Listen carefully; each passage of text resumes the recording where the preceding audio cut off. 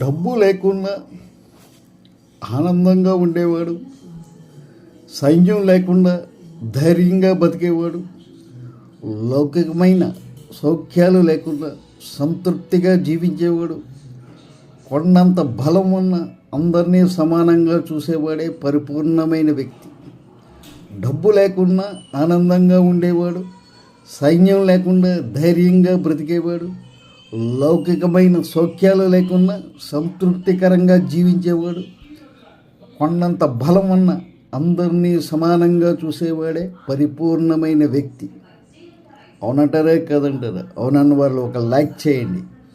అదేవిధంగా మన ఛానల్ని సబ్స్క్రైబ్ చేసుకోండి, మరింత మందికి చేరువ చేయండి. పరిపూర్ణమైన వ్యక్తిత్వం అందరిలోనూ ఉండాలి అని మనస్ఫూర్తిగా కోరుకుంటున్నాను.